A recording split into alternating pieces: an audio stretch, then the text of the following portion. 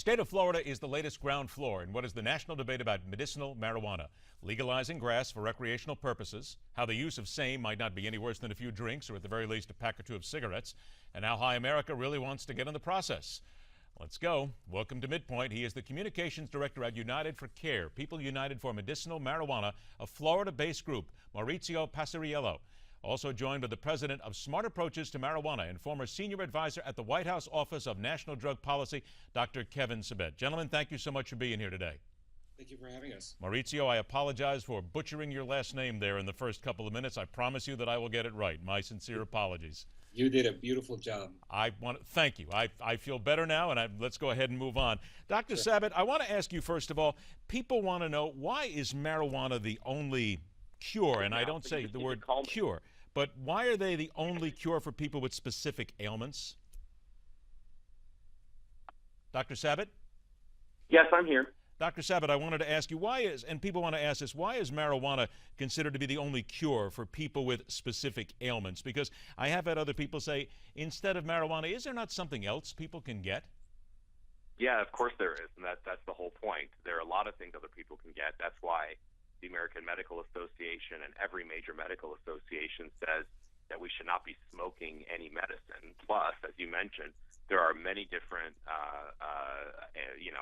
medicines available right now that people can get instead of marijuana that doctors actually prefer. So there's really no big need for smoked marijuana for the vast majority of the population. Maurizio, then what would be your answer to that? Well, my answer to that would be that in the case, for example, of Charlotte Figi out in Colorado, it was the only thing that worked for her.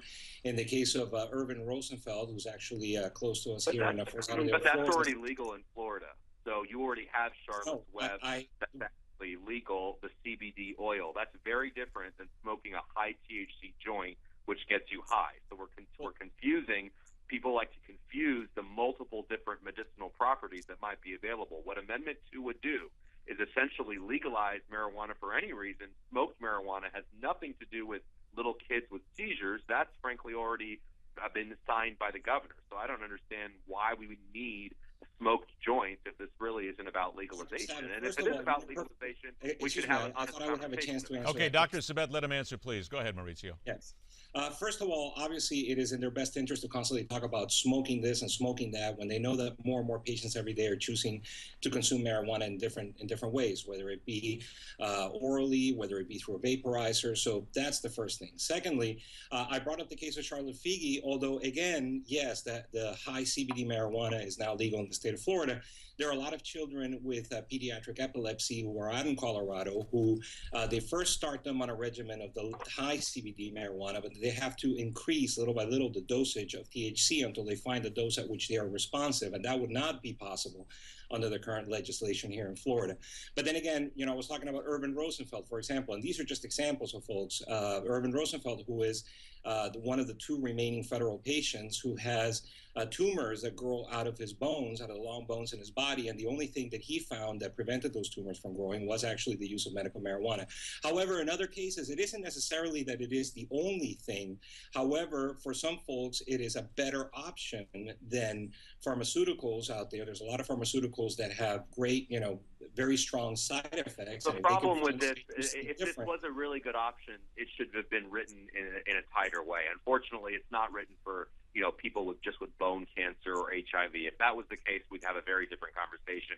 There's essentially no age limit, meaning minors can get this. And of course, we know, and even though that more people use it non-smoked than probably ever, and I admit to that still doesn't mean that the statement that 98% of people who use it smoke it is incorrect, because that's true. The vast majority of people, the overwhelming majority, still use it to smoke it. And the issue is, if you want to have a debate on legalization, that's fine, but we should have that debate on its own merits, not mask it by putting on a white coat and all of a sudden pretending to care about, people with bone cancer and tumors growing out of their bones. All right. Because if it was about that, it would have been written that way. One sec. Hang on, Dr. Sabet. Maurizio, 30 seconds, and we'll take a break. Your answer. Yes, I'm sure that you know about the Supreme Court's advisory opinion from January 27th of 2014 this year, where they said that they understood that this amendment was only for folks with debilitating medical conditions.